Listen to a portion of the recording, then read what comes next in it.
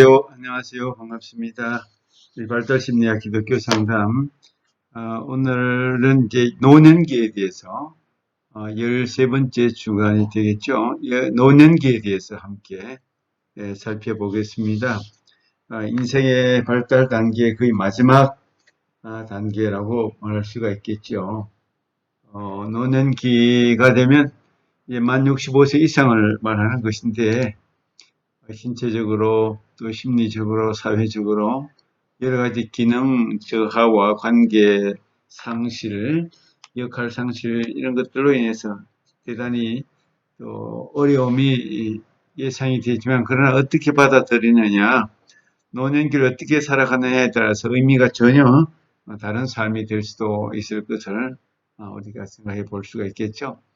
우리 노년기에 일어나는 신체적인 문제, 인지적인 문제, 심리, 사회적인 문제, 여러 가지 쟁점들에 대해서 쭉 한번 살펴보겠습니다. 오늘이 13번째 주간이 되고 다음 주가 14번째, 실제적인 공부는 다음 주가 거의 끝이라고 볼 수가 있겠네요. 한 주간 또 한 학기 동안 코로나 사태로 인해서 역사에 없는 이런 아주 특이한 강의 환경이 되었습니다. 그러나 최선을 다해서 공부해 주셨고 참여해 주신 것을 감사하고, 이번 학기를 하나님의 은혜 가운데 잘 마무리할 수 있기를 소망합니다. 노년기 65세 이상을 이제 말하는 거죠. 요즘에는 노인 인구가 굉장히 많고, 또 노령화 사회 속에서, 또 특별히 초고령 사회 속에서 우리가 노인들이 많기 때문에 노인들을 위한 목회, 노인들을 위한 프로그램, 노인들을 위한 여러 가지 사역, 일들이 굉장히 많아질 것을 생각할 수 있겠죠. 먼저 신체 발달, 또 인지 발달, 또 심리사회적 발달, 또 이런 것들에 대해서 전반적으로 우리가 한번 생각해 봅니다. 우리 65세 이상 인구 추이를 쭉 보면은 일반적으로 우리 말할 때, 우리 노인학에서 또는 통계상에서 말할 때 고령화 사회, 고령사회, 초고령사회 이렇게 구분을 하는데, 고령화 사회는 인구 전체 가운데 65세 이상 인구가 7%에서 14% 사이, 7%에서 14% 사이를 고령화 사회다 그렇게 부릅니다. 그리고 고령 사회는 65세 이상 인구가 14% 이상, 그리고 20% 미만인 사회를 고령 사회 그렇게 부르고, 초고령 사회는 65세 이상 인구가 20% 이상이 될 때 초고령 사회다 그렇게 부르게 되죠. 우리나라는 지금 이미 초고령 사회로 그렇게 진입을 했다 그렇게 볼 수가 있겠죠. 우리 도표에서 보는 것처럼 우리 65세 이상의 인구 추이가 이렇게 많이 늘어나고 있습니다. 1990년대 또 우리 지금 2020년대를 보면은 우리는 이제 그야말로 과학과 의학 기술의 발달로 인해서 인간 수명이 계속해서 늘어나면서 노년기가 인생의 3분의 1이 될 만큼 그렇게 길어지는 시대가 되었습니다. 고령사회 7.2%, 65세 이상 인구가, 그 다음에 고령화사회, 고령사회, 초고령사회는 20% 이상을 말하는 것인데, 곧 이제 우리 사회도 초고령사회로 진입을 하게 될 것이다 그렇게 보게 되는 것이죠. 위에서 보는 것처럼 49세 이상의 인구는 점점점 줄어들고 많이 줄어들고 있죠. 50세에서 64세까지 인구도 완만하게 줄어들고 있는 것을 볼 수가 있는데, 이에 비해서 65세 이상의 노인들의 인구가 상당히 늘어나게 될 것을 예상할 수가 있겠습니다. 기대 수명이라는 것은 태어난 한 생명이 향후 앞으로 생존할 것을 기대하는 그런 평균 생존 연수를 말하는데, 이미 6년 전이죠. 2014년에 우리 한국인의 기대 수명이 84세인데 남자가 79세 이상, 여성은 85세 이상 이렇게 나타나고 있습니다. 요즘 90세 이상은 아주 수두룩하게 우리 주변에 어르신들이 많은 것을 볼 수가 있습니다. 기대 여명이라는 것은 일정 연령에 도달한 사람이 향후 앞으로 몇 년 동안 생존할 수 있는가를 계산하는 평균 생존 연수인데 65세 이상의 한국인의 기대 예명, 남자가 18년 정도, 여성이 22.8년 정도 이렇게 예상이 되고 있습니다. 그러니까 앞으로 이제 점점 기대 수명과 기대 예명도 늘어날 것이다. 우리가 그렇게 예상할 수 있는 것은 과학이 발달하고 여러 가지 인간이 살 수 있는 환경이 개선이 되기 때문에 기대 수명이나 여명이 더 연장이 될 것이다. 그렇게 볼 수가 있겠습니다. 자, 이제 신체 발달에서 보면 이제 나이가 들면서 노화 현상이 자연스럽게 일어납니다. 생물의 어떤 성질이나 기능이 쇠퇴하는 것을 우리가 노화다 그렇게 말하겠죠. 유전적 계획 이론이 있고 오류 이론이 있는데 이론 가운데 유전적 계획 이론은 노화가 이미 계획되어진 대로 유전자에 의해서 순서대로 예정대로 쭉 늙어간다 이런 뜻이겠죠. 계획된 노쇠 이론. 이미 신체가 어떤 생명이 탄생하면 이 생명의 수명은 언제까지 될 것이고 또 각 세포라든지 각 신체 기관들이 어느 정도까지 수명을 연장하게 될 것이다. 어느 정도 지나면 노쇠해서 자연적으로 쇠퇴하고 수명이 단절될 것이다. 그렇게 보는 것이고 신경내분비 이론도 같은 그런 입장에서 본다고 이해하시면 되겠고요. 오류 이론은 세포가 우연적으로 또는 임의적으로 오류를 일으키고 손상을 받아서 그렇게 점점 노화가 일어난다. 그렇게 보는 입장입니다. 또 여기에는 사용을 많이 하면서 마모가 됐다. 마모 이론이 있고 유리기 이론이 있고 자동 면역 이론, 교차 연결 이론 뭐 이런 것들이 있는데 어쨌든 유전적 계획 이론이나 오류 이론은 다 함께 인간이 노쇠하면 쇠퇴하게 되고 또 수명이 이제 끝이 나게 된다. 그런 입장에서 보는 것입니다. 노화와 외모 변화를 보면 우리가 자연적으로 알 수 있는 것처럼 머리카락이 이제 많이 빠지게 되죠. 가늘어집니다. 나이가 들면서 머리카락도 많이 가늘어지는 그런 특성을 보이게 되죠. 또 회색이나 흰색으로 이제 특별히 요즘에는 뭐 50대에도 흰 분들도 많고 머리가 60대쯤 되면은 거의 다 허옇게 이제 변화가 되죠. 또 특이하게 어떤 아주 소수의 사람들은 70이 됐는데도 머리카락이 새카만 그런 특이한 분들도 있는 것을 볼 수가 있는데 개인차가 많이 있는 거죠. 또 피부도 탄력을 잃어서 주름이 생기고 처지고 건조해지고 거칠어지게 됩니다. 노인성 얼굴에 반점이 또 몸에도 검은 점 같은 반점도 많이 생기는 경향이 있습니다. 치아도 보면 우리나라 75세 이상의 노인 평균 남아있는 치아 횟수가 11개 정도밖에 안 된다는 거죠. 그렇습니다. 우리가 영양을 섭취하는 데 있어서 특별히 당분이라든지 설탕에 관련되는 당분이 많이 들어있기 때문에 치아가 많이 상하고 70세 이상 되면 거의가 다 치아를 많이 잃게 되고 그래서 요즘은 임플란트라든지 다양한 치과 기술이 크게 발달되어 있는 것을 볼 수가 있습니다. 또 변색도 탁해지고 잇몸이 내려앉기도 하고 치아가 상실되고 기억력 저하에 영향을 미친다. 이 치아가 기억력, 뇌하고 관련이 돼서 치아를 많이 뽑는 것은 뇌에 그렇게 좋은 영향을 미치는 것은 아닌 것으로 알려져 있습니다. 기억력에도 영향을 미친다. 체중 60세 이상이 되면은 체중이 이제 감소하고 체지방량의 손실로 인해서 더욱더 그렇게 체중도 감소하게 되고 키도 나이가 들수록 조금씩 줄어드는 것을 우리가 알게 되죠. 그 다음에 이제 뇌라든지 신경계, 순환기, 호흡기 이런 면에서도 이제 노화가 되면서 전반적인 노화가 함께 일어나게 되죠. 뇌나신경계는 뇌의 무게는 성인기 동안 지속적으로 줄어들고 뉴런이 이제 줄어들기 때문에 뇌의 가장 기본적인 세포 단위라고 할 수 있는 뉴런이 손실되고 줄어들기 때문에 그렇게 뇌가 줄어들면서 머리도 좀 작아지고 또 작아지고 시냅스의 손실, 수초의 감소, 노화가 되면서 신체 세포 또 여러 가지 기관들 다 이제 조금씩 줄어드는 그런 추세를 보이는 것입니다.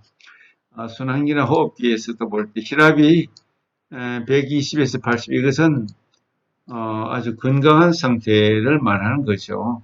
대체적으로 나이 드신 분들이 혈압약을 먹거나 당뇨약을 먹거나 하면서 유지하게 되는데 일반적으로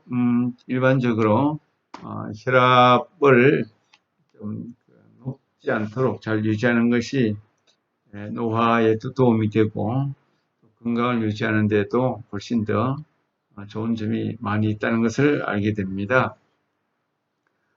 폐세포는 탄력성을 잃어서 80세 폐활량은 20세의 절반가량으로 감소하기 때문에 숨이 이제 차게 된다. 그렇게 되죠. 모든 신체적인 기능이 이렇게 약화된다. 그렇게 볼 수가 있을 것입니다. 또 감각 기능에서도 보면 신체에 있어서 안구, 시각에 있어서 수정체가 탄력성을 많이 잃어버리기 때문에 안경이 없이는 사물을 보기가 대단히 어렵습니다. 이 중년기만 돼도 시력이 원시로 바뀌었다가 근시로 바뀌었다가 하는 그런 문제가 생기죠. 원시성 시각, 홍채 기능이 저하돼서 황화현상, 백내장, 황반변성, 녹내장 등 여러 가지 안구상에 약화되고 요즘에는 녹내장도 많이 이렇게 발생하는 것을 환경 때문에 볼 수가 있습니다. 그래서 노인들이 되면 대체적으로 백내장 같은 것으로 인해서 안구를 다시 수술하는 그런 분들도 많이 있다는 것을 우리가 발견하게 되죠.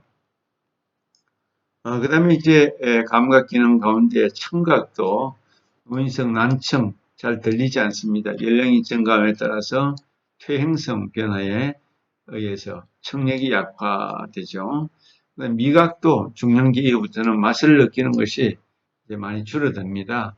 3,000개에서 1만 개의 미래 속에 어떤 미세포가 감소하고 그것이 퇴화됨으로 인해서 80세 정도가 되면 맛 구별이 실제적으로 어렵다고 합니다. 이것이 맛이 있는지 없는지 짠지 매운지 그걸 잘 모를 만큼 미각도 아주 둔화되고 미각세포가 많이 감소됨으로 인해서 기능이 상실되는 그런 측면이 있다는 것이죠.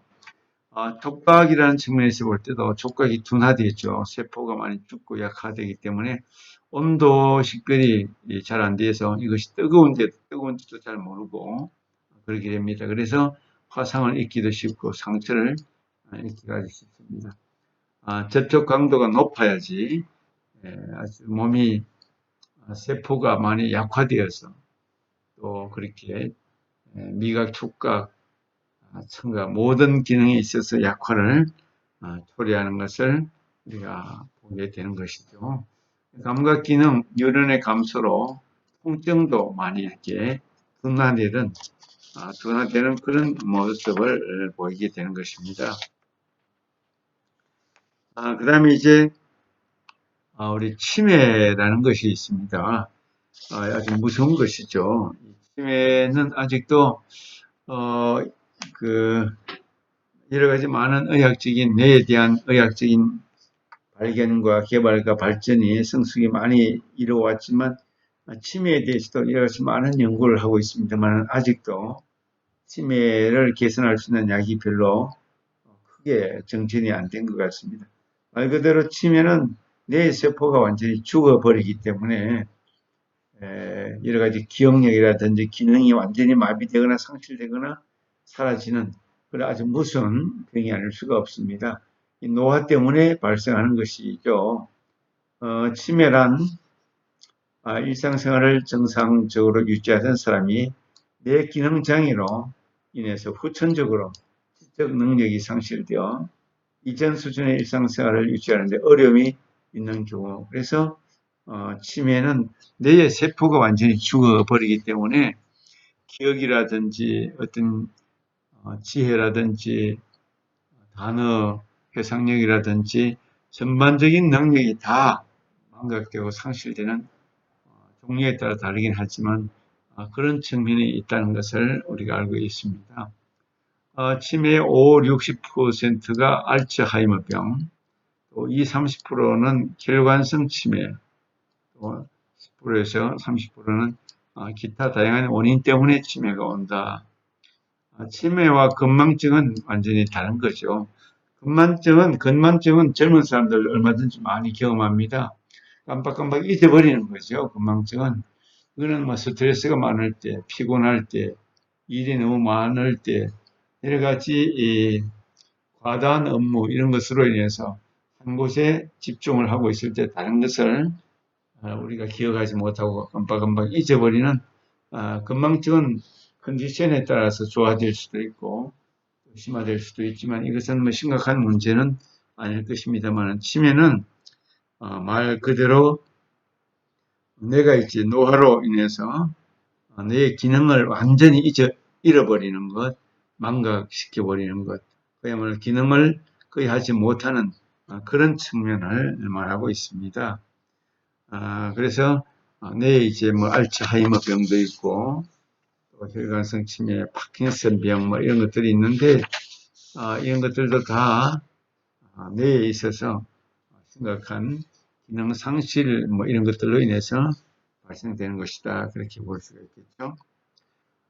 우리 알츠하이머병이 있는데 뇌의 구조적 화학적 퇴화로 인해서 행동이나 사고 능력이 점차적으로 상실이 되어서 가족도 알아보지 못하고 자기 이름까지 잃어버리고 알고 있는 모든 것들을 점차적으로 다 상실하는 무서운 그런 병이 아닐 수가 없습니다.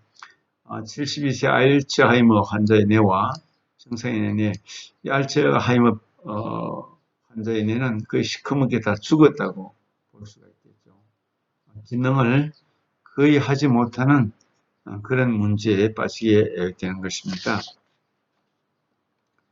그 다음에 이제 혈관성 치매가 있는데, 내 혈관의 어떤 질환이 축적이 되면서 치매로 나타나는 간접적인 뇌 손상이 있죠. 그러니까 내가 완전히 죽었다기보다는 어떤 질환이 쌓이고 쌓여서 혈관이 막힌다든지 그런 문제로 생기는 문제라고 볼 수 있습니다. 그래서 여기는 파킨슨 병이 있는데 뇌 억질에 도파민계 신경이 파괴되는 질병으로 신체가 정교하게 움직일 수 있도록 하는 도파민이 부족하여 막 손을 뜬다든지 하는 그런 움직임의 장애라고 볼 수가 있을 것입니다.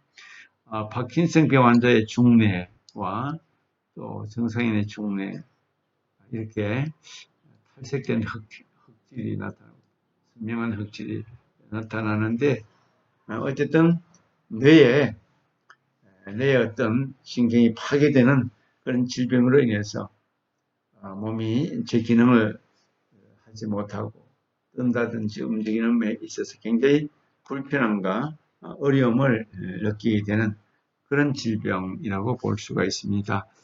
이처럼 노년기에 나타나는 신체적인 다양한 여러 가지 문제, 또 기능의 장애, 상실 이런 것들을 말할 수가 있는데 이런 것들이 그야말로 한 인간으로서 이제 건강한 삶을 살지 못하고 여러 가지 장애를 만든다는 것에 대해서 굉장한 슬픔이 있고 아픔이 있습니다만 그럼에도 불구하고 그런 어려움과 문제를 잘 극복하고 잘 현실 받아들이고 어려운 노년기 속에서도 자기 삶의 의미와 삶의 가치를 최대한 만들어가는 그런 준비된 노년기, 준비된 그런 노화를 서서히 이렇게 마음속으로 받아들이면서 살아나갈 수 있다면 노년기도 더욱더 통합되고 풍성한 지혜를 가지고 삶을 알차게 살아갈 수 있는 다양한 방안이 있지 않나 그렇게 보는 것입니다. 어쨌든 인생은 발달 단계별로 태어나서 노년기 이르기까지 죽음에 이르기까지 자기 삶을 잘 과제별로 단계별로 주기별로 잘 완수하고 나가야 할 그런 책임이 있고 그런 과제가 있다는 것에 대해서 잘 기억해 두시면 좋겠습니다. 1차 시간을 여기까지 하겠습니다. 수고하셨습니다.